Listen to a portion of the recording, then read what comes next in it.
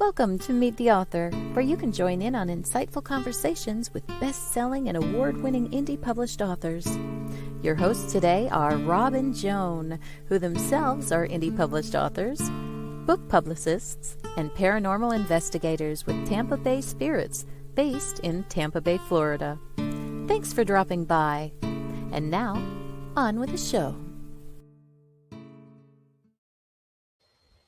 Hey there, I'm Rob. And I'm Joan. We're so glad that you're watching our show, whether you're watching it live Wednesday night at 7 p.m. or if you are watching it later on off of one of our podcasts on our Indie Book Source page, or if you're listening to us on YouTube or many of the Facebook outlets, or even now, as of tomorrow, you can listen to us on FM radio in Atlanta, Georgia. WDJY.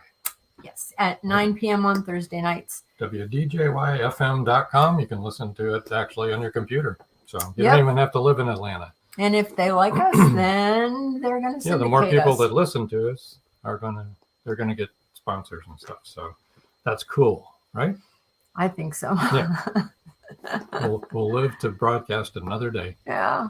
Shall we say hi to everybody? All right. First, Joe Conjol says, hey there, hi there, ho there, Rob and Joan. Hello, Joe. Hello, Joe. George Dismuse says, me and my leg are here. Oh, well, I hope both your legs are there. Yeah. Okay. Sorry. He got bitten by a brown recluse, which is not a fun thing. Not fun. CW says, howdy, Rob and Joan. Hey, howdy right back. Marjorie Deering says, happy hump day. Hi, all. Yeah, we are. We're on hump day. Didn't think about it. Michael Jacobus says, hi, Michael. howdy. Hello, Michael. Welcome to the audience. Glad to see you. There you And go. all of you who are silent but watching, we would love to have your comments and your questions. That's right. But we know that you're there and we acknowledge you and thank you. You do. Thanks for showing up at all. Yeah. And hope you enjoy it. This Saturday, you got the chance to watch another episode on Episode Rewind. It's the Magnolia Bluff 2023 Part 2 episode that had Caleb Hurdle, Richard Schwent, and Cindy Davis. So it was very good. December 9th, we talk about Magnolia Bluff and their new releases at that time. That was back in May, I think. But that'll be 5:30 p.m. Eastern Time, Saturday, December 9th. Next Wednesday, 7 o'clock, is a pre-recorded visit with Anne Armistad. She's a multi-genre author, historical and paranormal, or historical paranormal and time travel and sweet contemporary. I don't know, crazy kinds of genres, but What is that again? I must say historical paranormal, time travel, and sweet contemporary. Yes.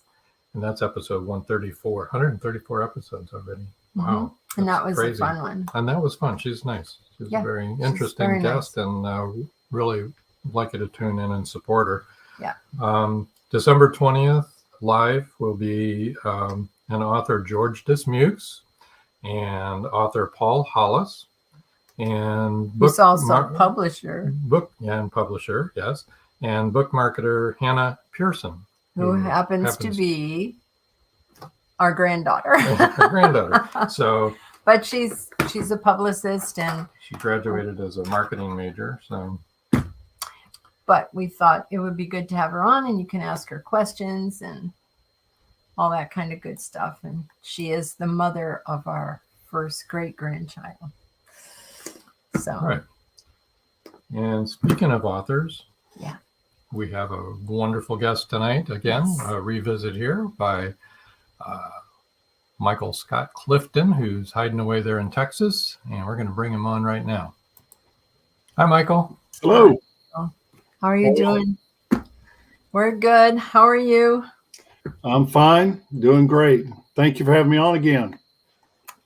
Paul Hollis says, hello, everyone. Hello, Paul.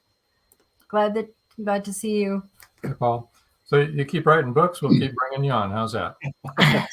Eventually, we'll get you back on. Oh, the other thing I did want to mention was that the radio station lineup, I forgot to mention that. I do have that here. December 7th is PJ Mann. December 14th is Amra Hall. December 21st is Angela Byrne. She's an Irish author. December 28th is Paul Hollis. And Hey, that's Paul. Paul being in the audience reminding me of that. That'll be December 28th on the radio station. Now back to our guest. And CW says, hi, Mike. Hey, CW. You kind of know each other. Yeah. You're both Texans. Yeah. Well, doesn't he live? Yeah, he lives here. Yeah, that's right. That's right. He's Down near Houston. Yeah. Mhm. Near Houston, west side there. Yeah. Mhm. So what's new with you since we've seen you last?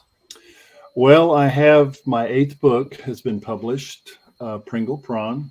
In fact, it's been out for about a month and a half to 2 months. I'm good for about a book a year. So I started on Pringle Prawn about, let's see, earlier than that, February, March of this year. Of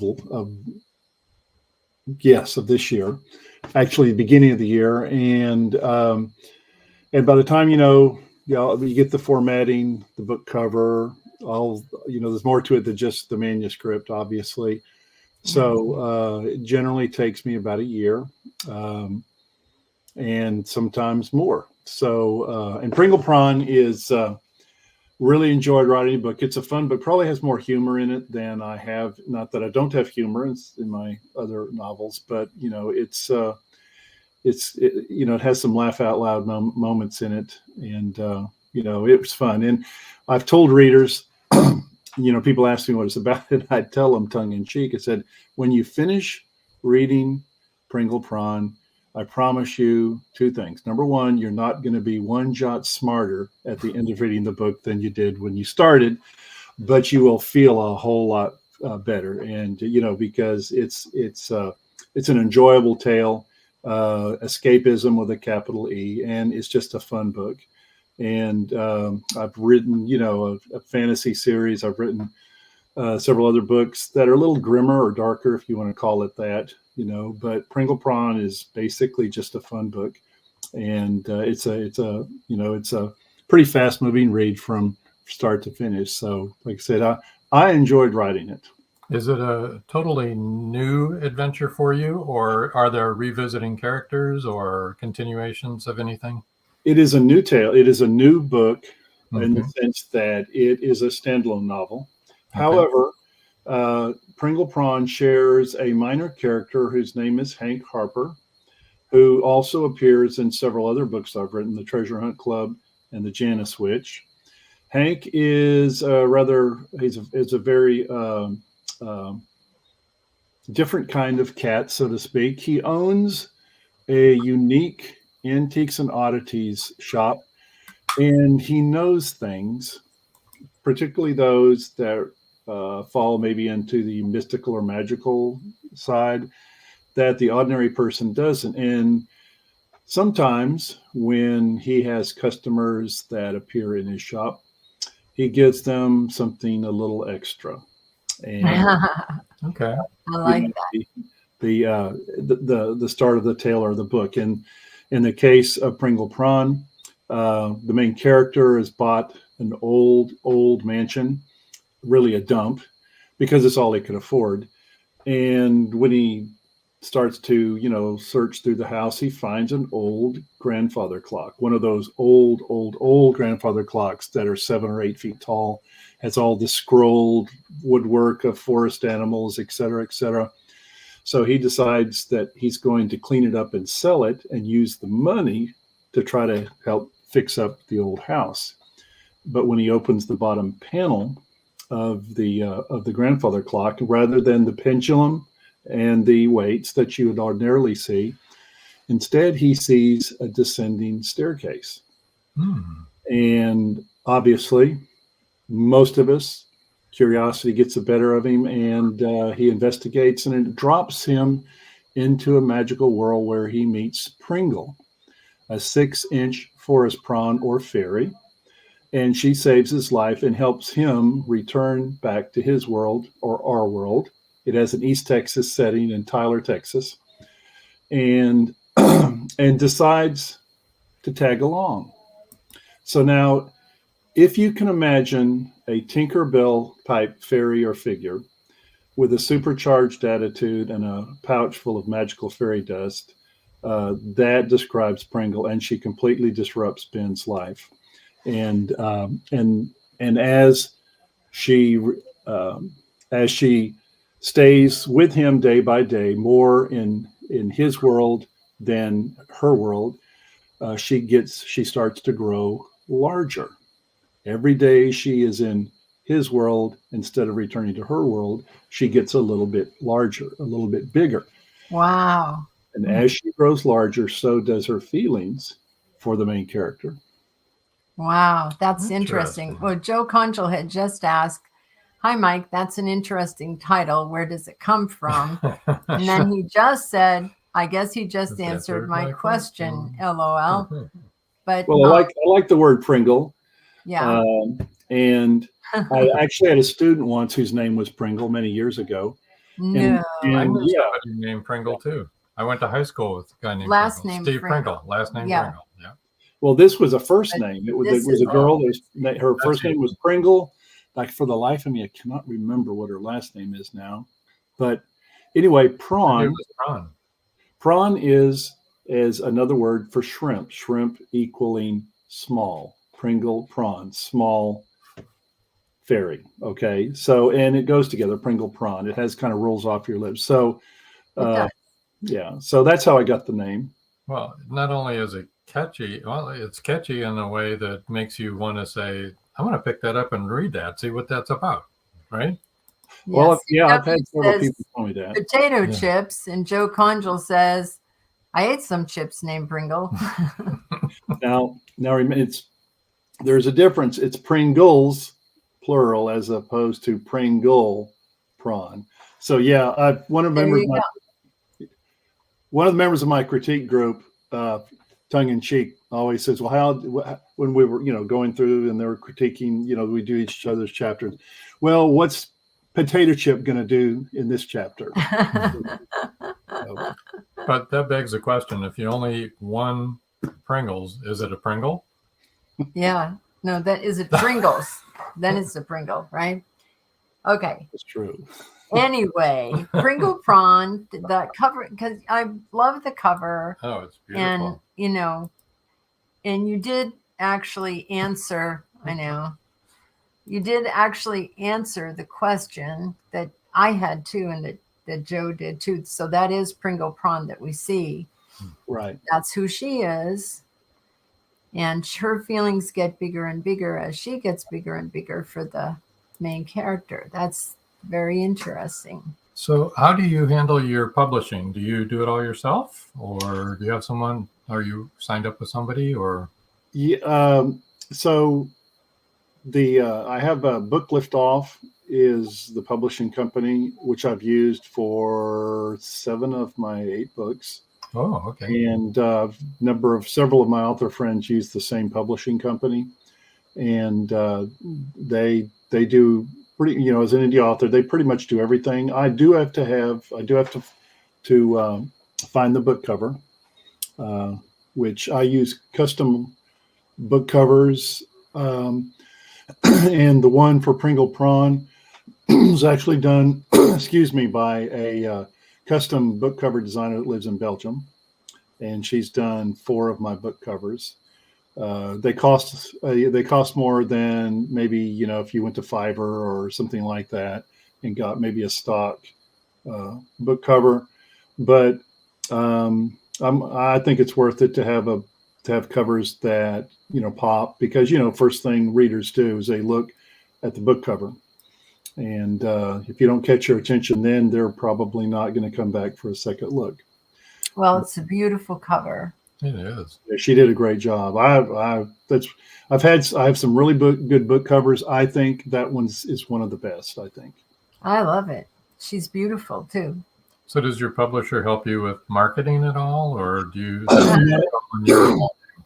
No, so not wanting to wade out into the weeds or something, but my first book was traditionally published, and I was, like anyone else, first book published, you're ecstatic. And I soon learned that unless you're a mainstream best-selling author already, you're going to have to do a lot of carrying your own water when it comes to publicity and marketing. They can get you into places, but you have to actually do all the work, so to speak, and you're only getting a 25 to 30% royalty. And so when I had the opportunity, I decided that if I was going to have to do all the work, I might as well get the lion's share of the royalty, and have never looked back. So I went the indie route, like most other authors have. Right. Yeah. Right. Yeah.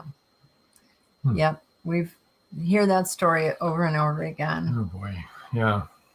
Some good and some bad. Yeah. Publishing isn't what it used to be. I mean, the mainstream publishers, like, Random House and all the other big even guys. those that have authors, agents. I've known I've known some authors who have agents who are lucky enough to have agents. I'm not just talking flyby. I'm talking about, some good agents, and they're never happy with their agents because they're having to do the same thing they would with or without the agents, having to do a lot of their own work, and carrying most of the water, particularly when it comes to marketing their book. And they still get a piece of the action. The agent does. So what we're making on a book anyway is not that much. We all know this. Oh, yeah. We're not the ones making all the money. So yeah, then you cut it down even further. It's like, Joe Conjal says, I know you go to a lot of conventions with your books. Which have you found are the best for authors? Comic cons I don't know if specifically Comic cons, if that's the conventions you're talking about, are the ones that we attend. And all Comic cons are not created equal. So I'll just say that right out front. It depends on a lot of in order for a Comic Con to be successful, particularly if you're an author, which means you probably have an artist booth in a Comic Con, although you can buy a regular vendor's booth, but they're much more expensive. It takes foot traffic. You need a lot of people there.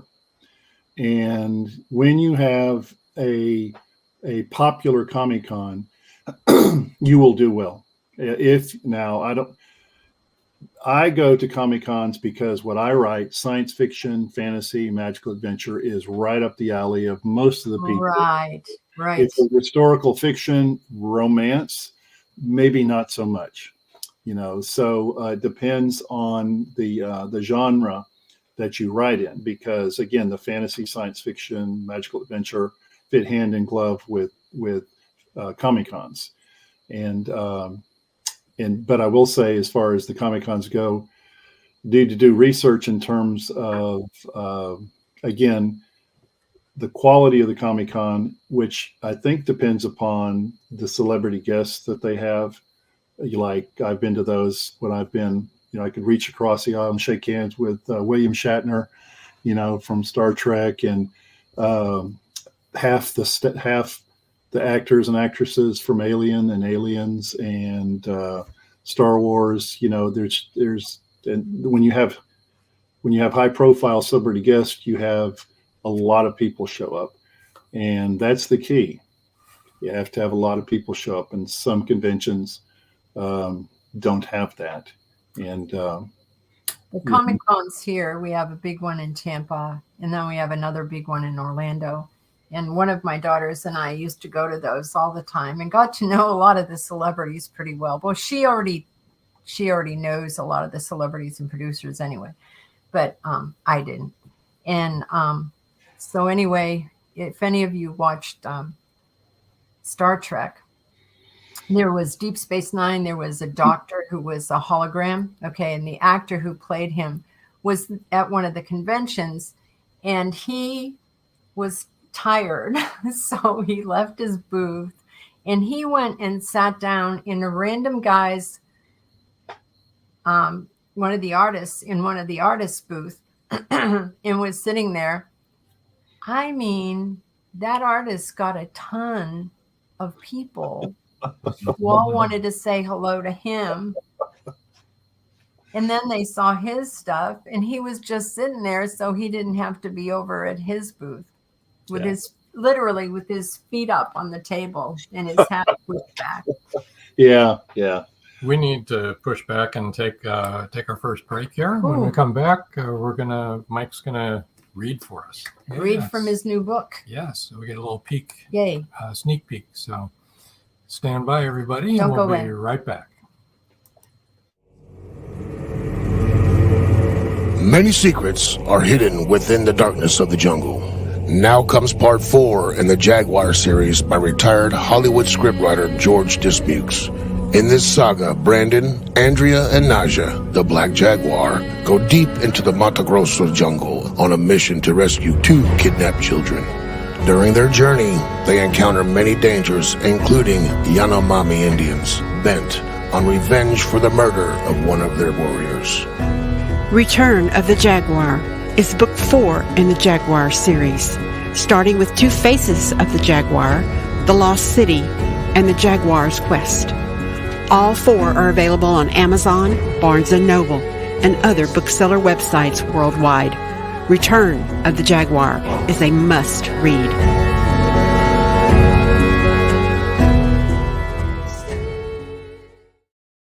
The clock is ticking. Can Gracie uncover the truth?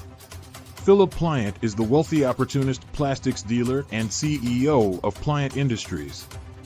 He's also a master thief, creating a pervasive threat to the manufacturing infrastructure in the Caribbean islands markets. With the cartel as his stealth client, the naive city leaders have been seduced, enabling the production of more than 3-dimensional building materials. The expected profits are monstrous. Is the art group, now led by Gracie and the family heirs, strong enough to win against this predator? Can JJ's cats act on the root cause analysis in time? Will Gracie be able to squash Pliant and the cartels? Gracie never considered their lives would hang in the balance. The clock is ticking. 5, 4, 3.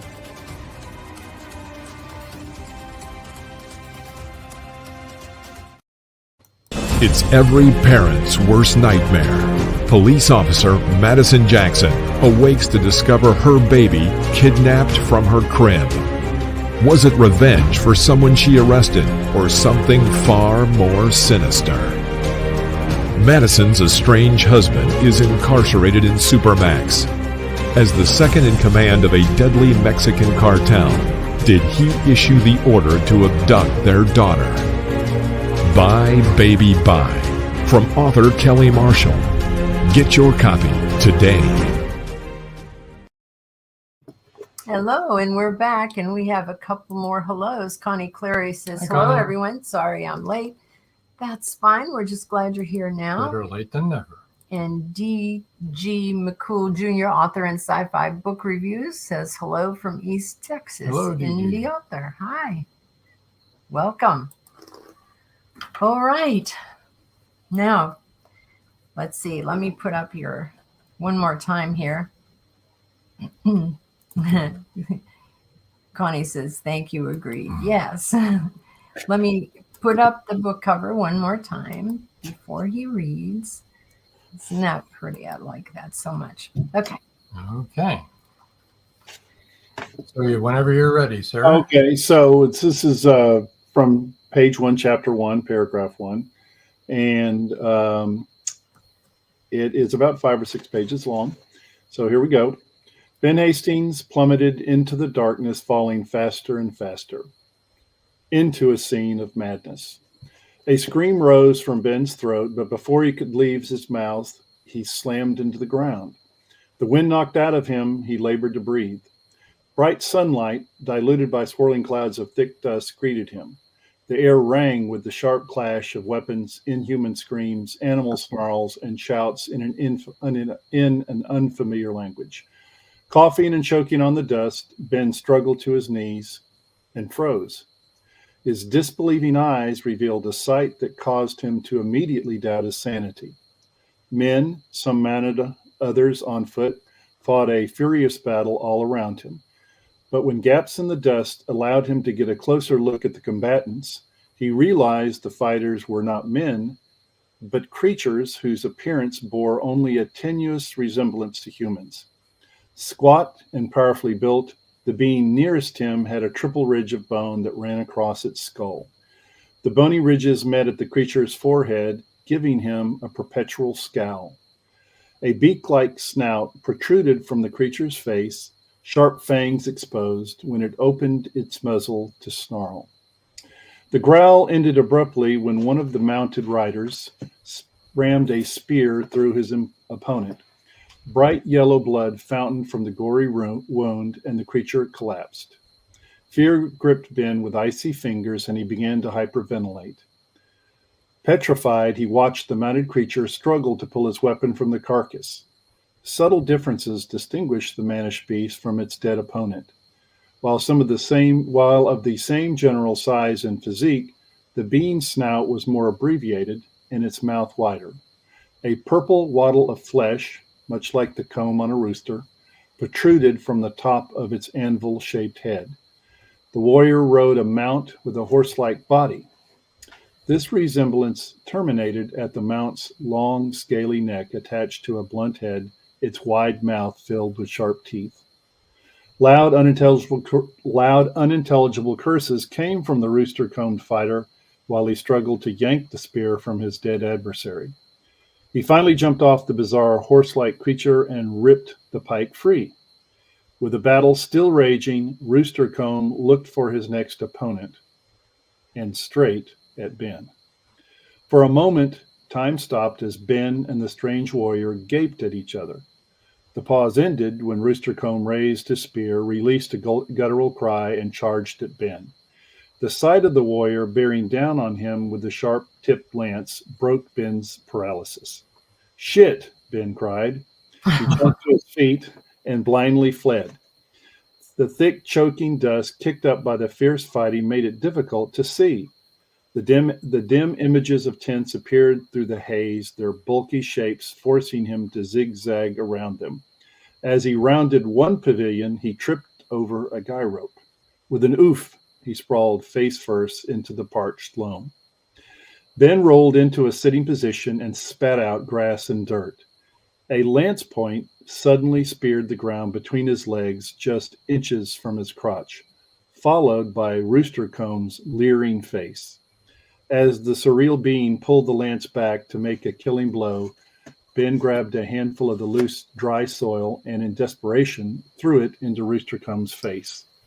The creature howled in pain, dropped the spear, and clapped claw-tipped hands to its eyes. Driven by terror so sharp his heart felt like it might explode, Ben leaped to his feet and ran. Tents and fighting creatures flew by in a blur as he sprinted headlong away from the battle. The noise of the struggle abated, and the dust had thinned when Ben rounded another large pavilion and skidded to a stop. Bent over, his chest heaved like bellows. He turned his head and saw a different set of strange animals picketed not 10 feet from him. Startled by the sight, he almost bolted again. After a hesitant moment, he crept closer for a better look.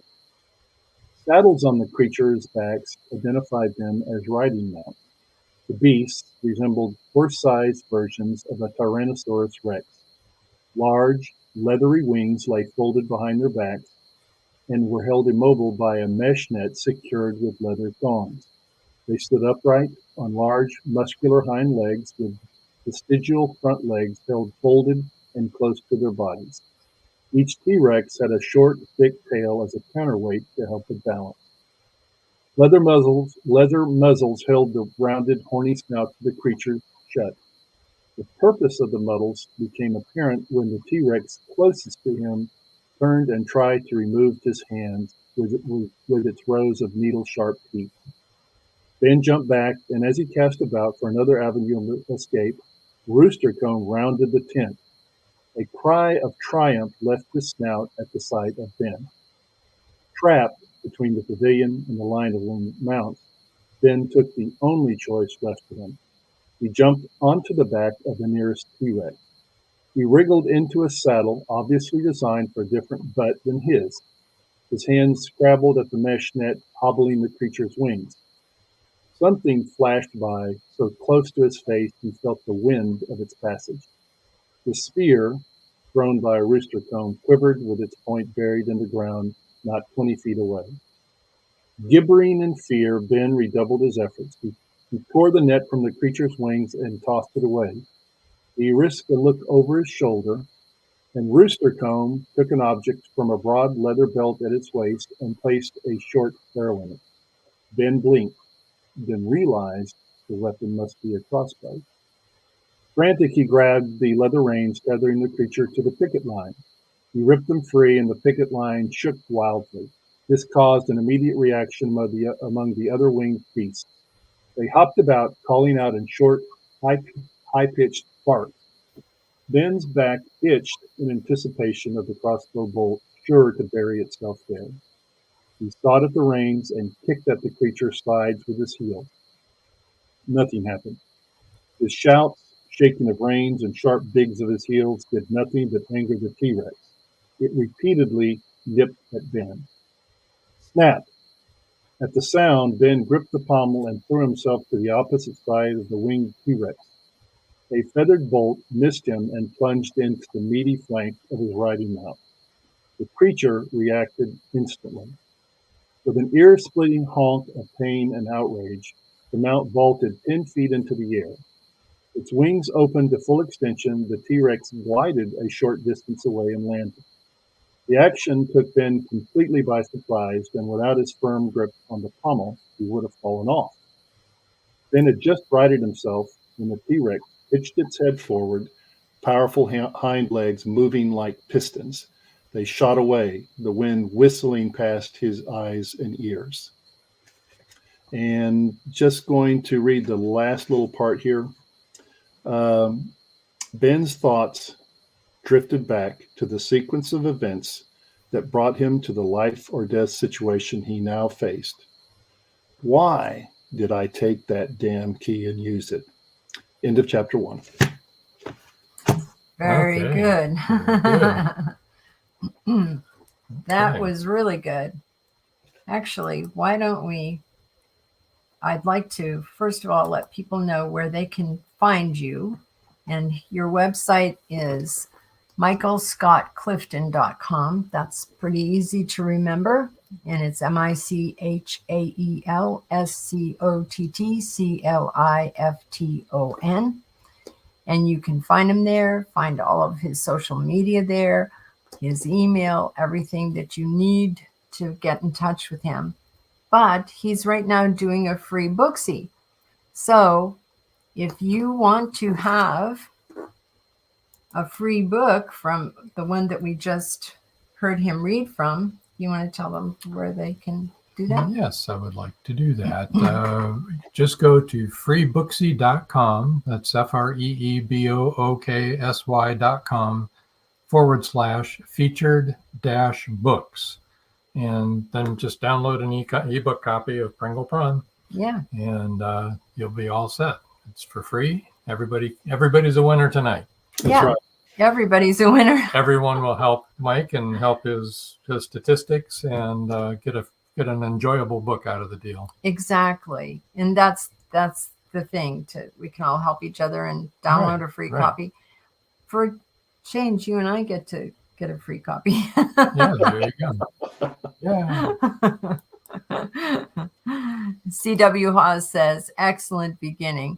Yeah, that really is an excellent beginning. It's a really good hook. You know, you're like, okay, oh my gosh, what's going to happen here? Yeah, what is going to happen? Here's I'm highlighting the Free Booksy website there for you, if you can't read it on the ticker.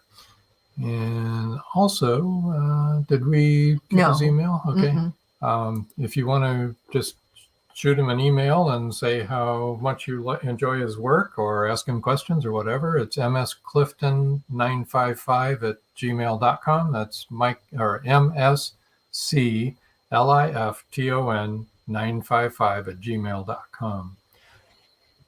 Now, usually we tell those people who are listening on a podcast later on to go ahead and try for a free book, but that's not going to be Yeah, that's only good for a couple more days, right? Well, the free Booksy ends at midnight tonight. Oh, it's midnight tonight. So Ooh, do it tonight, people, or you're not going to be able to do it. Write that down. I think I'll remember. Oh, okay. Joe Conjal says, nice reading. Sounds interesting. Yeah, it does. It sounds very interesting. It's funny because one thing, and all of our children know this, and Rob knows this, but my big desire in life is to ride a dinosaur. So, or to have a flying dragon. Yes, I would really enjoy having my own flying dragon. So that's kind of like a combination of both those things I want to do. The riding mount, I don't even know where I got the idea, but it's, if you can imagine in your mind's eye, a horse-sized T-Rex type of creature with wings. And the way that it is ridden is both on the ground and in the air. So it runs along the ground and then it leaps up in the air and it glides for so many feet, yards, whatever. When it hits the ground, starts running again, and at some point leaps up in the air and it glides. I wanted to start chapter 1 right in the thick of action. Okay. With no breath, no pause. The main character is dropped right into this alien type battle going between these creatures that might be straight out of his nightmares, and then end it with, why did I take that damn key and use it? And so if I'm reading that, I'm thinking, okay, so what does that mean? How did he get there? And so then we sort of go back 48 hours, okay, to get to the point where he's dropped into this alternate world. And and so, like I said, I haven't written a book with the beginning like that before, so I thought I'd try it out with Pringle Prawn. Joe Conjal suggests that oh, wait a minute, this is D.G. McCool Jr., author and sci-fi book reviews. He said, got the ebook just now. Good luck. Oh, that's very nice. Good. And Joe Conjal said, just ride a big turtle. Then he said, they're kind of like a dinosaur, Joan. LOL. Not exactly the same idea, though. I can't imagine the giant tortoise, a little slower, and they don't breathe fire. And and I don't think that they would make me feel very protected. CW just got the free books. Oh, that's great. Everybody should download it. We're having fun here. Yeah. Okay. Well, it's about time for our last break. And then when we come back, what we should do is talk about what you got coming up. Okay. And we can also talk a little bit about his other books. For anybody I just would like to run through all of them. For those that are not familiar with his work, they will be after this next commercial break. All right. So stay tuned, everybody. Be right back. Paradise, my prison. Charlie Flint awakens from a deep sleep and finds himself alone on a tropical beach surrounded by a palm tree jungle and exotic animals. He cannot remember who he is or anything about his life. First, he must find food and build shelter and protect himself from hidden dangers. As his memory gradually returns, it reveals what a very flawed person he is. A man who made too many mistakes, made too many enemies. The implications of the truth are staggering. How did Charlie get there? And will he save himself? Paradise, My Prison is the riveting new suspense thriller from retired Hollywood scriptwriter George Dismukes. Paradise, My Prison by George Dismukes is available in jacketed hardcover, softcover, and all ebook formats worldwide. An unforgettable mystery thriller that will transport you back to 17th century England. Introducing Dream of Courage, facing fear head-on, your passport to 17th century mystery, mayhem, and murder. Follow Robert and John Rushworth through Leeds' bustling Brigade District, where danger lurks in the shadows, embodied by the thief-taker Jacob Wilding. You will laugh, you will cry, and be in awe of the twists and turns. Its meticulous attention to character development, emotional nuance, and the unfolding of the story's layers promise a compelling and emotionally charged journey. The U.S. National Times said, "Modern writers usually don't know what it was like to live in the past. But Rushworth Brown does this with great skill. Uncover the secrets of Smythe, the enigmatic tavern keeper who sends Robert to the Haven. To the pirate Captain Girlington. Will he outweed danger in the nick of time?" It's 1919, and Eric Laska returns from the war in Europe. Two new enemies await him in the small coal mining town he calls home. One is a threat to his relationship with Rebecca, the love of his life. The other, a bloodthirsty beast, is stalking the mining town residents. The townspeople suspect Eric of one of the killings. An old man and Rebecca's 11-year-old sister have seen the beast, but only Eric believes their story. To protect the town and clear his name, he's forced to prove the werewolf exists. Available on Amazon. The Horror Within by Marjorie Swift Doring. And we're back. We are, most certainly. So your first book was The Open Portal. That was actually my third book. It was your third book. That's the first book in the Conquest of the Veil series. And that's what I meant. And this is the second one. Yep. Escape from Wheel. And third is Witch's Brew. Witch's Brew, yeah. Fourth is Cavern of the Veil Queen. Mm-hmm. Okay, then the Janus Witch, is that a standalone or is that part of? Yes, it's standalone. Okay. And then the Treasure Hunt Collection.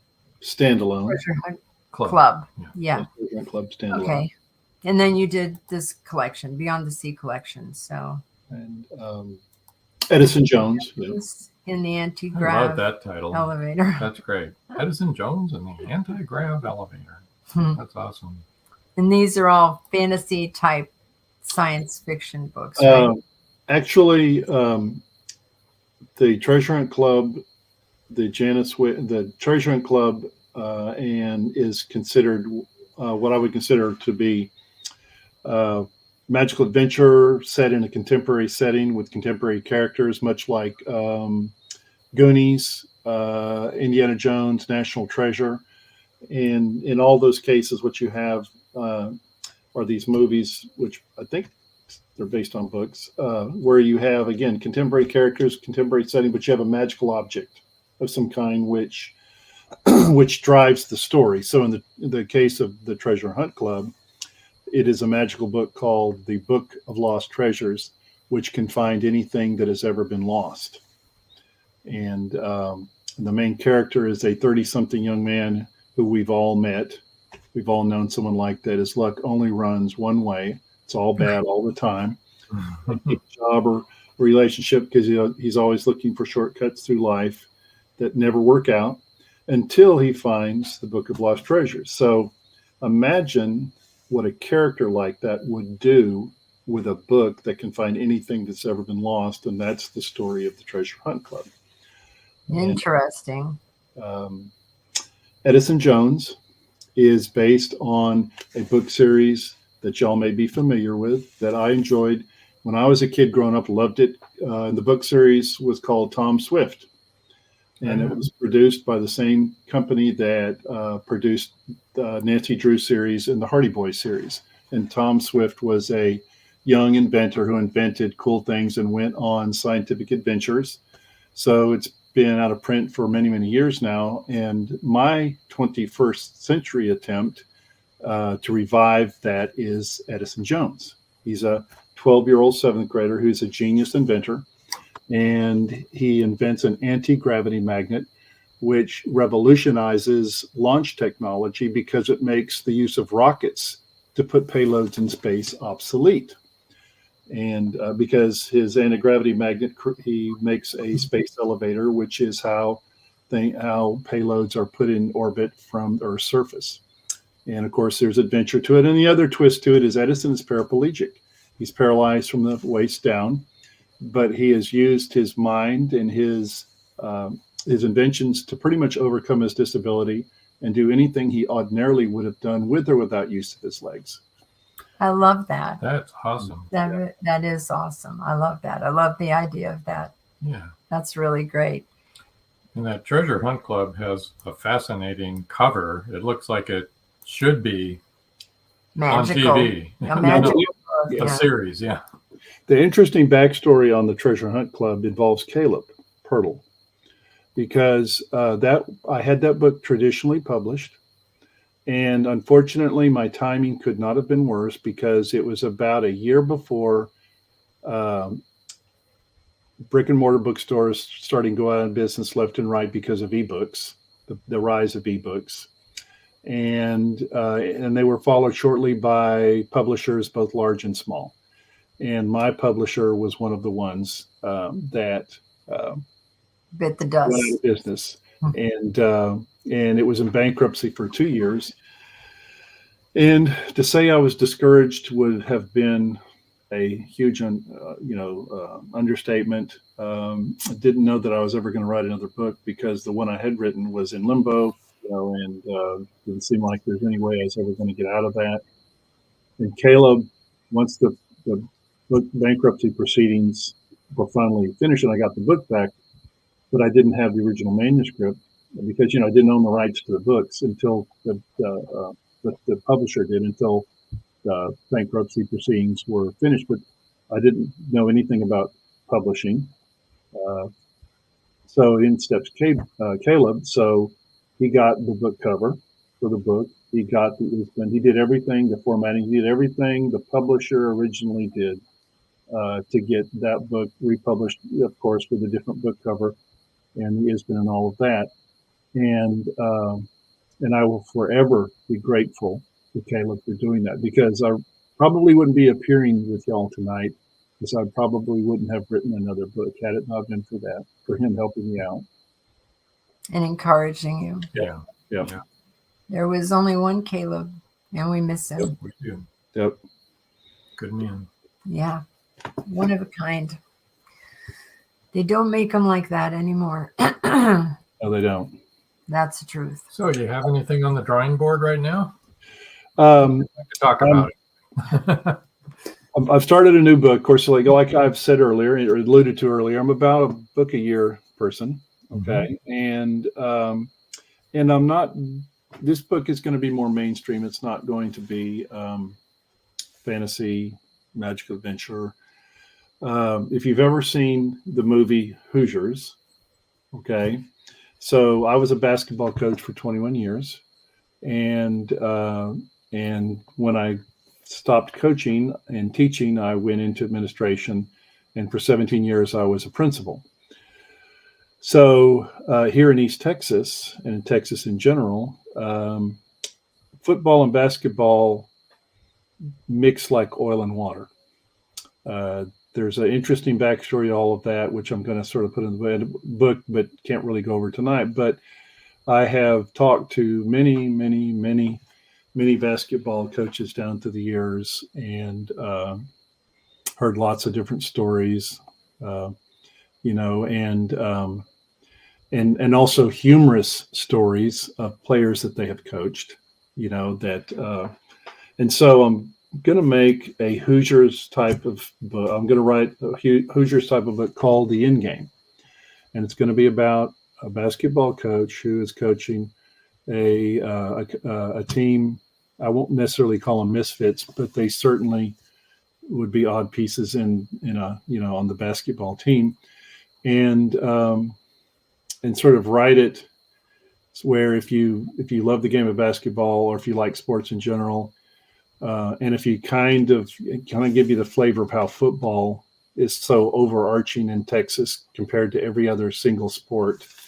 And so it's something that I want to write. If you follow what I'm saying, I think it'll be entertaining. I think it'll be successful, but it's something that I think I've learned enough about writing now to pull off, if that makes sense. And you must have a lot of experiences that you'd like to share. Well, I'm going to take the Joe Friday thing where the names have been changed to protect the innocent. To protect the innocent, yeah. So yeah, so it's going to be work of fiction, but it's going to be based on things I've seen, observed, and heard. Yeah, and right. It's going to be fun, and I'm not. It's going to be Hoosier style. It's going to be set back. It's going to be set in the year 1995. About 25 years. What is that? 25 years ago, close to that, something like that. And so it is. It's a book that will be set 2 or 3 decades earlier, but not Hoosier style in the 1950s, so to speak. So right. Anyway, I'm about a third of the way through it. Critique Group loves it so far, and they've kind of the bellwether I use, to kind of judge whether or not the writing is up to snuff. So far, I'm pretty happy with what I've done. Well, that's great. That's a fun thing to do, to write about something that you really know and that you love, and that you can see the whole picture of and be able to express all of those things. I get why that you're having so much fun writing that. Yeah, because most people see it from your what perspective you had. Right. They see it from the other side, Mm-hmm. from the outside looking in. Mm-hmm. So that should really be interesting. Well, it's meant to be entertaining, Right. And so it's, like I said, it's something I wanted to write. And like I said, I think I finally reached a point where I think I can pull it off and do a fairly good job writing it. So we'll see. Well, good. And so we can expect that next year. Yes, ma'am. Yep. And it's really a change from what you've been writing. It is. Yeah. It's night and day, which is another, it's kind of scary because, I'm kind of used to writing in this fantasy magical world genre. So being real world, if you want to call it that, Right. is a little intimidating, but I'm going to try to see if I can do it. It's a huge difference. So, and actually that brings me back to another question that I had. What made you decide to write the kind of fantasy that you did? Why did you decide to, write in that genre? That is a very good question. And, I get asked that quite a bit at a lot of the book shows. I go to almost every one I get asked that. And the short answer is that when I was growing up, I loved science fiction. I read Robert Heinlein. I read Frank Herbert. I read all of the giants, science fiction giants of the day. And then one day, I don't know, I think I was a freshman in high school. I picked up a book called, the mind just went blank, Lord of the Rings. And read it. And of course, I've been hooked on fantasy ever since. But the way science fiction, this is my opinion, I don't want to step on anybody's toes, but the way science fiction and fantasy has evolved since then, I don't like, because the books are much thicker. You can use some of them almost like doorstops. And if I've learned anything about writing over the last 12 years or so, it's that if you can say in one paragraph what others are saying in one page, you're a pretty damn good writer.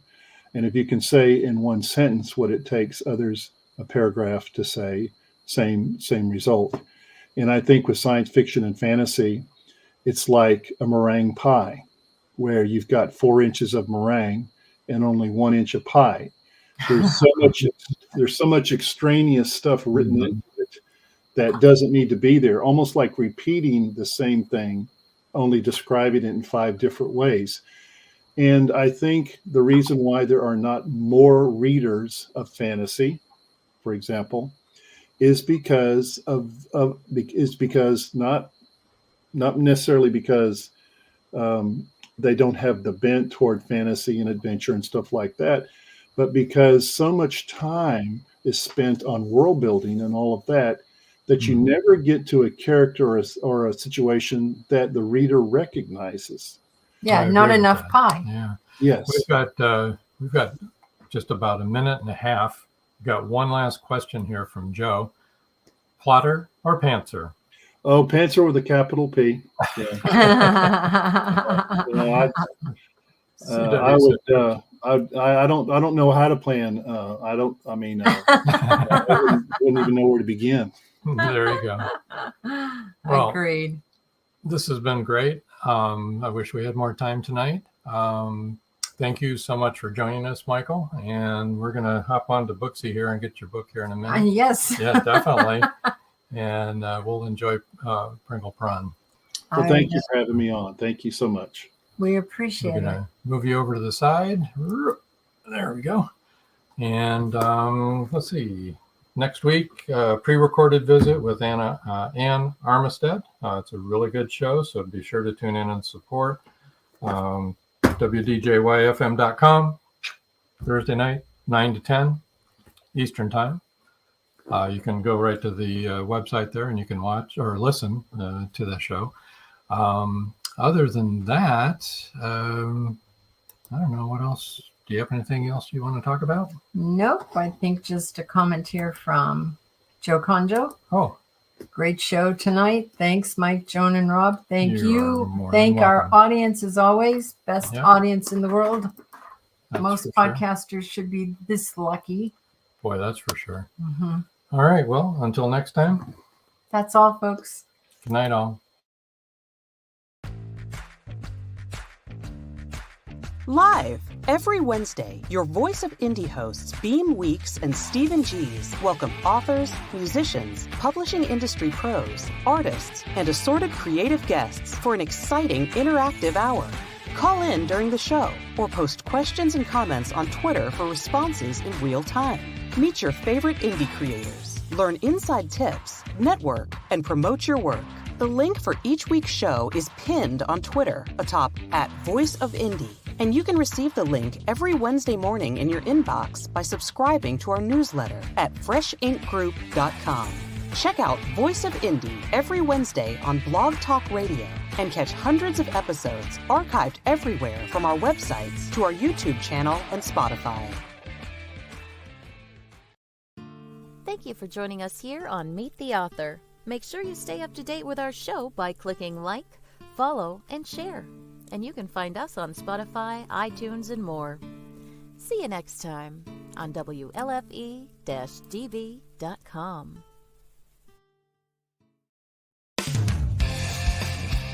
You've been listening to WLFE-DB.com, where our shows are your shows.